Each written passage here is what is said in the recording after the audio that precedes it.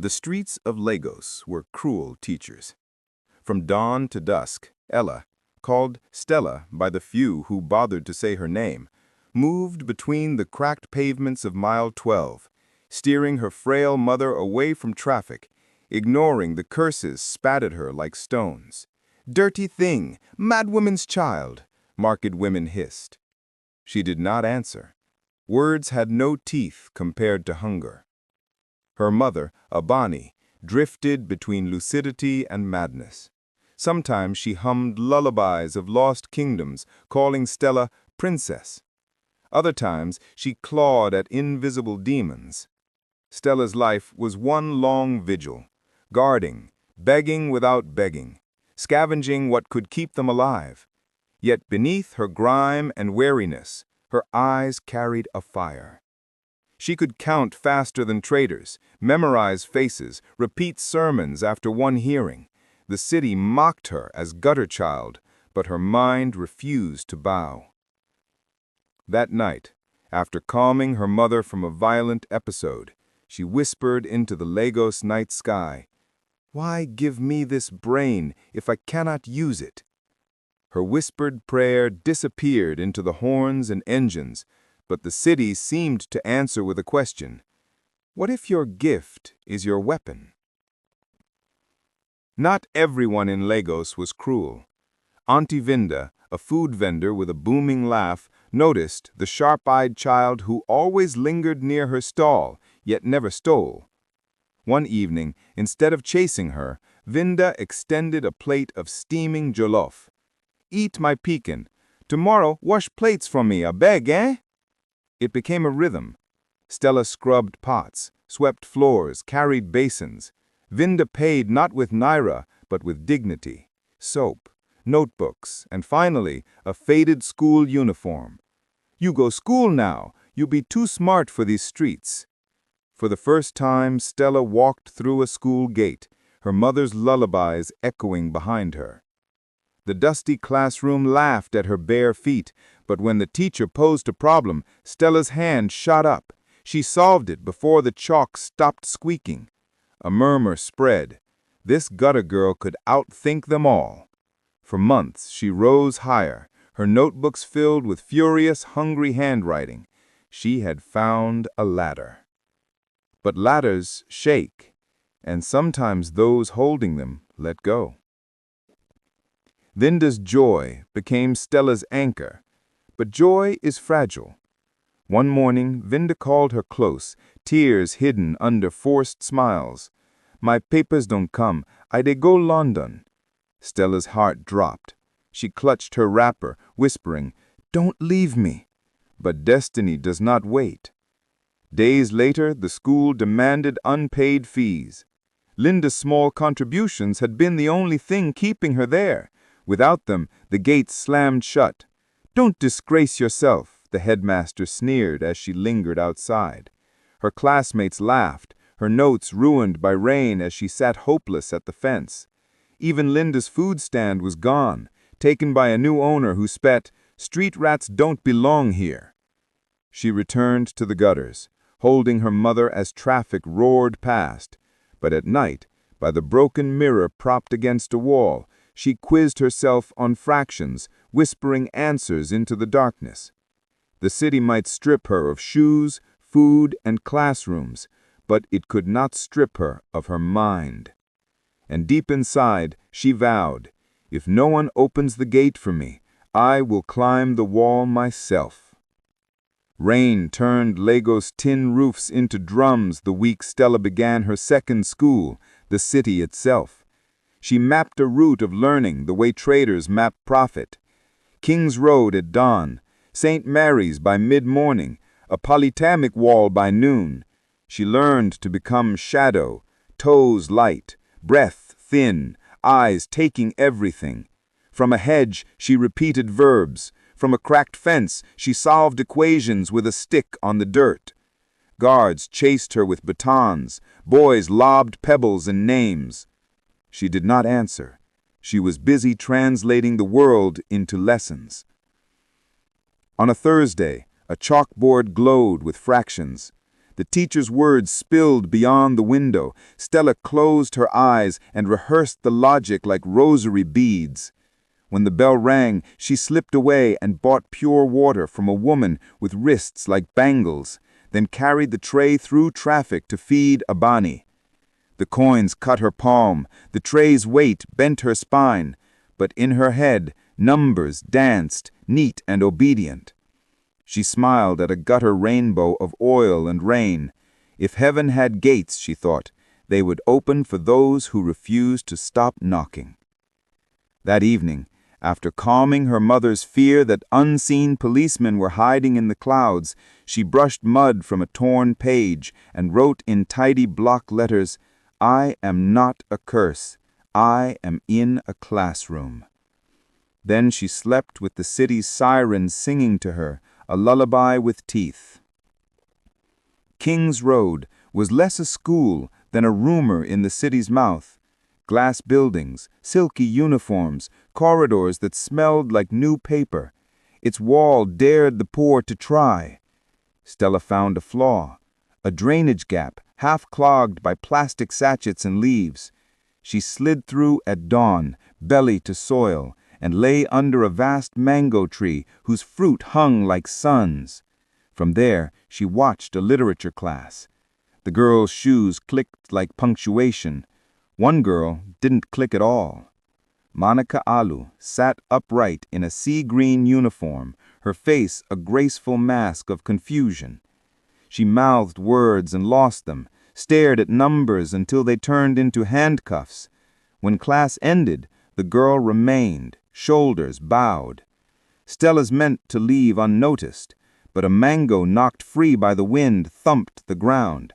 Monica's eyes found the barefoot stranger and widened, not with disgust, but with a relief so naked that it made Stella shy. "Do you understand any of this?" Monica asked, lifting a worksheet. "Most," Stella said. "Maybe we can make the numbers behave." They began with halves of mango slices, sticky-fingered fractions under a generous sky. By the time security approached, Monica stood without fear. "She's with me," she said, voice steady. "My father owns this school." The guard hesitated, then nodded. Two worlds trembled where their hands brushed, and the tree accepted a new purpose, a university with hummingbirds as invigilators. Days unfolded like freshly ironed uniforms. Monica brought a comb, slippers, and a notepad tied with ribbon. Stella brought metaphors, market stalls to explain sets, bus fares to tame percentages, Legos traffic to describe probability. Monica's laughter returned in small, surprised bursts, as if someone had kept it in a drawer and forgotten to tell her. At the end of each session, both girls looked at the gate. Neither said why. "People think money can carry every load," Monica said one noon, chewing thoughtfully. "But sometimes it only hides how heavy the load is." "People think dirt means emptiness," Stella replied. "But some seeds need dirt to grow." They wrote secret timetables in the margins of textbooks and on Stella's rescued scraps. When a teacher praised Monica's sudden clarity, the girl felt her spine lengthen with honest pride instead of borrowed status. They were building a ladder 2 rungs at a time, one girl holding while the other climbed. Under the mango tree, they made a rule: no pity, no shame, no lies. They also made a vow: one day they would stop hiding. "Not yet," Monica would whisper. "Let me get strong enough to say it without shaking." Stella nodded. She knew about timing. The streets had taught her that a wrong-second courage can break a life. The morning Stella didn't come on time, Monica's chest echoed like an empty bucket. She paced the mango's shade, fingerprints smudging her spoon. Security watched from a distance, curious now but not hostile. The rich girl had domesticated their suspicion with her calm authority. After an hour, Monica started toward the gate, then stopped as a figure stumbled through the drainage gap and collapsed to her knees. "I'm sorry," Stella panted. "She ran into the road. I held her. The Danfo almost—" She broke off, swallowing the memory of a horn slicing the air. Monica knelt with her and offered water, her own hands shaking. "We'll tell my father soon," Monica whispered. "Not as a plea, as a fact. You are my teacher." The word teacher wrapped itself around Stella like a warm cloth. She nodded, even as fear roughened the edges of her courage. That day, they studied less and talked more. Stella described how Abani had called the clouds policemen, how she sang of lost wings and hidden doors. Monica described the weight of a famous surname, the lonely way corridors widened for her, the ache of everyone assuming she had no right to be confused. When they parted, they did not hug, but the space between them felt held.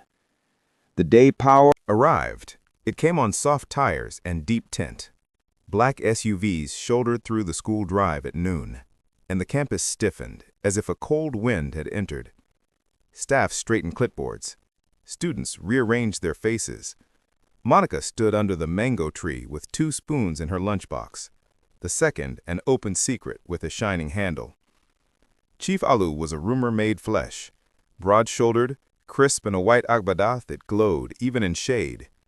He moved with the certainty of a man accustomed to doors learning to open on sight.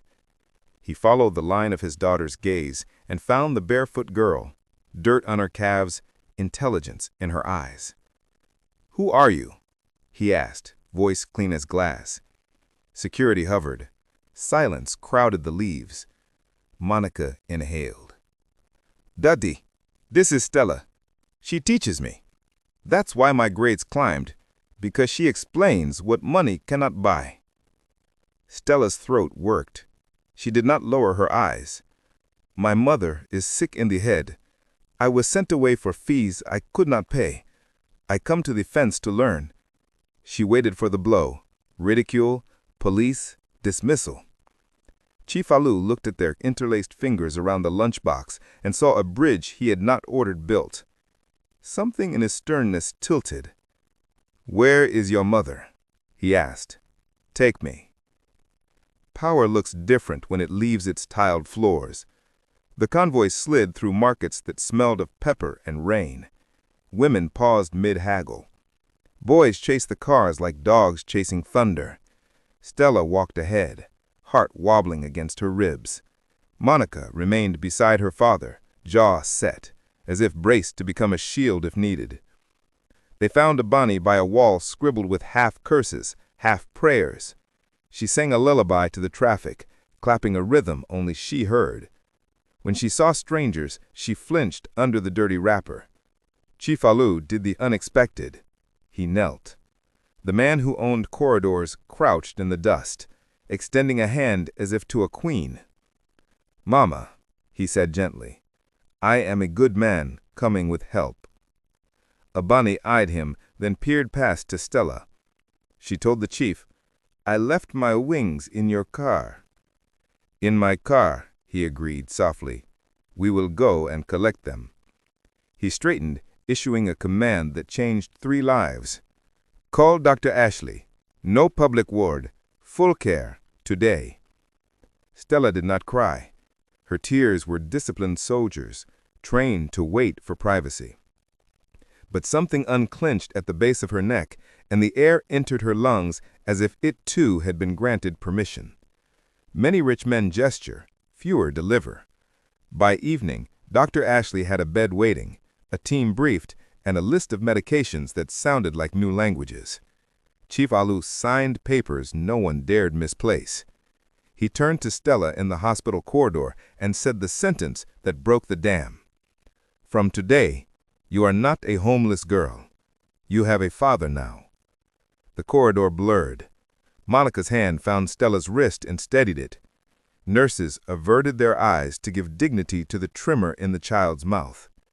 In the ward, Abani dozed with a cannula in her arm, a quiet replacing the chaos in her gaze. When a nurse adjusted the drip, she murmured to no one, "Don't forget my wings." That night, In a guest room of a house large enough to hide 3 churches, Stella touched clean sheets as if they might shatter. She did not sleep. She studied the books on the bedside table, their spines promising official knowledge. Before dawn, she knelt on the carpet and prayed a street prayer in a polished room. Let me not waste this.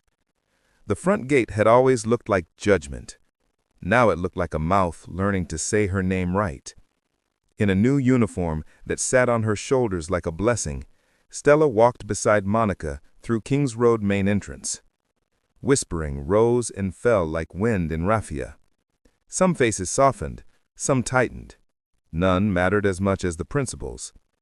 He stood with his authority like a borrowed coat, unsure how to wear it in the presence of the owner's owner. He cleared his throat. Miss Stella, welcome. He glanced at Chief Alu, who said nothing, and at the girls, who said everything by how they stood, side by side, easy as grammar learned the right way round. In class, the first question of the day landed on Stella's desk like a test from heaven. She answered with calm speed, and Chalk paused mid-scratch. Not pity, not spectacle, competence. It felt like rain after a long dust. At break, Monica pressed a meat pie into Stella's hand. The reflection showed a girl with a plaited crown and eyes that refused to bow. You look like your name, Monica said. You look like Stella. Teachers began to notice the engine under the quiet. Stella wrote in straight rows, head tilted, questions neat. When she explained a concept, the classroom listened without being told. She had learned on fences and now spoke like a person who respects both sides of a wall. Not everyone applauded. A boy with a prefect badge smirked. Street name Genius, he whispered too loudly. A mother at pickup peered from her SUV and frowned as if excellence had a smell she disliked. Even a teacher most threatened by change tried small cuts. Remember, not everything on the streets counts in school. But then there were the others. A girl slid a meat pie across a desk without comment. A quiet boy asked if she could explain the quadratic's curve in bus stop terms. Monica glowed like a lantern, her confidence becoming a rumor that warmed others. Perhaps understanding, not inheritance, was the true school fee. That afternoon, as the bell rang, Stella lingered under the mango tree and laid her palm on the trunk. Thank you, she whispered to bark and wind, for holding our classroom when the world looked away. Sunday became a ritual of 2 worlds bridged by 1 taxi ride. Monica and Stella bought fruit and small flowers, then traveled to a hospital that smelled of antiseptic and new beginnings. The first visits were mostly silence. Abani stared through them, words turned inward, hands plucking at unseen threads. The girls learned patience from the tick of the clock. On the 5th Sunday, a nurse named Mercy sang while changing sheets, and something in the melody found an old door in Abani's mind. She turned toward the girls and frowned, as if squinting at a distant shoreline. You, she whispered, fingertips hovering in the air. You look like the sky. Stella felt the room tilt. She took her mother's hand and squeezed gently. I'm your sky, Mama. I'm here. A tear slid from Abani's eye and nested in the corner like a pearl too shy to roll. Dr. Ashley entered, nodded once. These were the milestones professionals learned to count, the tiny fires in the dark that mapped the way home. Afterwards, in the cafeteria, Monica drew a pair of wings on a napkin. We'll put this on a chain when she comes home, so she never forgets where to look. Progress needs paperwork. It also needs a stubborn heart. Stella discovered she possessed both when the admissions office asked for a birth certificate she didn't have, an address that changed with the weather, and a guardian signature that now at least had a name. Bureaucracy smirked in triplicate. Chief Alu didn't bark. He sat. He listened as the registrar recited requirements like incantations. Then he made phone calls whose rings altered temperatures in other buildings. A clerk arrived with a file older than Stella, a yellowed page with a nurse's scrawl. We can reconstruct if someone bothers to ask the city its own memory. Stella watched the dance of seals and stamps and learned a new subject: how systems bend when someone refuses to be lazy with compassion. When she signed her name on an actual line for the first time, her hand trembled not with fear, but with awe. Names had always been hurled at her. Now one opened a door. That evening, Monica and Stella sat with Chief Alu in his study. Books flanked them like attentive elders. "I have built many things," the man said, voice quieter than the leather around them. "But power means very little if it cannot repair what power ignored." He slid a tablet across the desk. "This is not charity. It's an investment in justice." Compassion, like firelight, draws both warmth seekers and moths.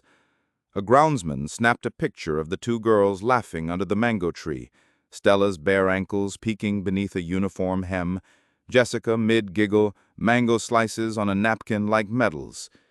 He posted it with a sentence meant kindly. The internet sharpened it into a question. "Billionaire's daughter taught by street child? Is our school a circus?" Phones hissed. Mothers' WhatsApp groups erupted.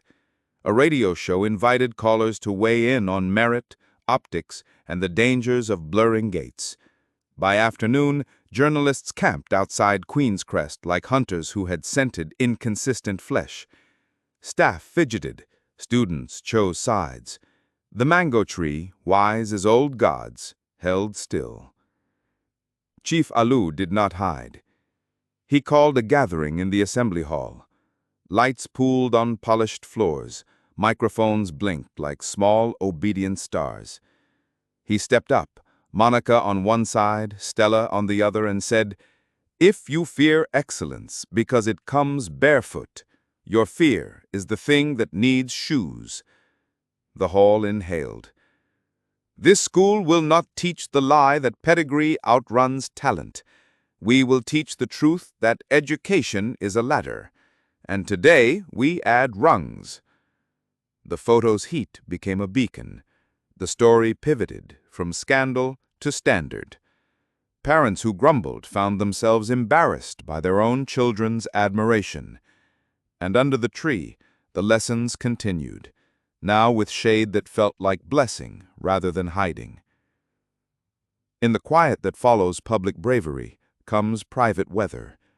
That night rain threaded the eaves of the Alu mansion as Chief sat alone in his study, the photo open on his phone.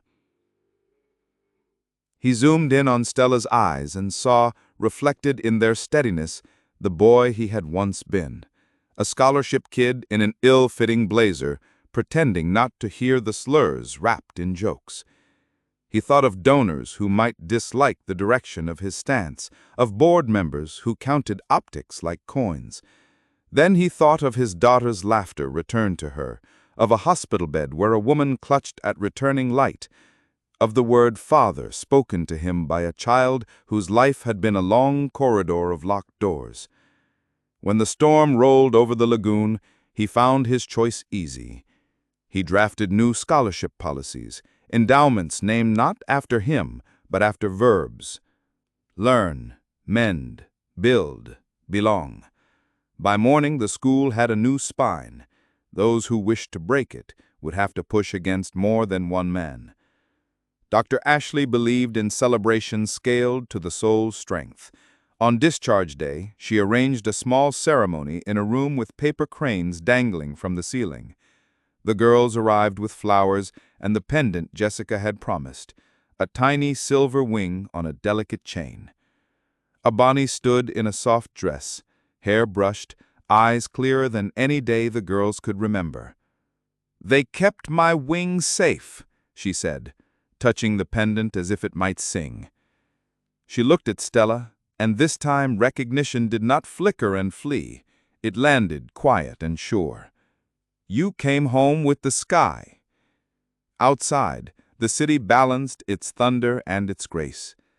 They drove to a modest apartment arranged by the chief's foundation, sunlight puddling on the floor like gold milk. Stella set a chair by the window and promised routines, medication, songs, walks. Monica stocked the fridge with yogurts her friend liked to pretend were a luxury. That night, mother and daughter sat side by side, their silence unafraid. The wing pendant glinted whenever Abani turned her head, a constellation with only one star, but enough to navigate by. Exams approached like harmattan, dry, inevitable, honest. Stella studied with a reverence that looked like hunger. She timed herself with the beat of a neighborhood generator, scribbled answers until her fingers ached with the luxury of effort. Monica worked beside her, the kind of friend who turns companionship into calibration. They checked each other's logic as if testing ropes. On exam day, the hall buzzed with paper and pride. Stella sat where a proctor placed her. The old reflex to scan for exits was replaced by a new habit, scanning for the first question she could conquer. When time was called, she exhaled a prayer with the nib of her pen. In the courtyard afterward, students compared answers like scars. When someone said, "You made this place interesting," it sounded less like envy than like gratitude. Results came posted on a board, a grid of names and numbers that tried to quantify a season's growth. Stella's score perched at the top, like a mango at the highest branch. Monica's followed with a rise she could feel in her bones. The girls didn't scream. They touched foreheads and closed their eyes, a two-person festival of restraint. Chief Alu hosted a small feast, the guest list built of verbs again, those who taught, those who cleaned, those who noticed. Auntie Vinda joined by video call from London, flour on her cheek, crying shamelessly in a bakery storeroom while staff pretended not to watch. She sobbed into the phone, "I told you the world would have to learn your name." Toasts rose. The principal found humility in his pocket and used it. Dr. Ashley arrived late from the ward and was seated first, a quiet honor that did not need explaining. Monica's voice, now steady, threaded through the room as she thanked the girl who had made her brave enough to become herself. Then Chief stood and invited Stella forward. He opened a small velvet box. Inside lay a pen, weighty, serious, engraved not with his surname, but with hers, Stella. "This is for every signature you will place on places that thought they would never require your hand." Around them, the city's night hummed, content for once to be background music. After the guests left, the girls returned to the mango tree, now trimmed and tended, its base lined with benches. They sat without speaking, letting the leaves write their own applause. Fame, even the modest kind, arrives with envelopes. Letters found their way to Stella's desk, some from other girls hiding behind fences, some from boys ashamed of an empty boast, some from mothers who had learned to read at 40 and wanted to know if it was foolish to dream at 41. Stella answered each with care, a teacher beyond the coordinates of a classroom. She and Monica began Saturday lessons under the mango tree for anyone who came. The first week, 3 children arrived. The next, 11. By month's end, 32 sat on mats with pencils bright as new blades. Security watched with indulgent pride, for the tree had now a permit stamped by the same office that once asked for papers in triplicate. The curriculum was Lagos, counting with plantain bunches, grammar with bus slogans, physics with the logic of a kite in ocean wind. On their way home one evening, they passed the old wall where insults had clung like barnacles. Someone had painted over them with a mural, a girl looking up, a wing pinned to her neck by light. As seasons turned, so did temptations. A rival parent attempted a quiet coup, lobbying the board to curtail the Saturday school.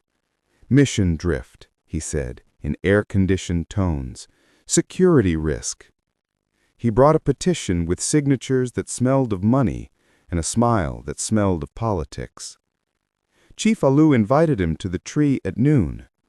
The parent arrived with a lawyer, the chief arrived with 32 children, and the sound of their multiplication tables braided with laughter. He listened to the complaint, then asked the only question that mattered. Which child here should I send away to protect your sense of order? The lawyer studied his shoes, the parent studied his reflection in a phone and found it wanting. The board voted, some out of conviction, some out of shame. The tree stayed.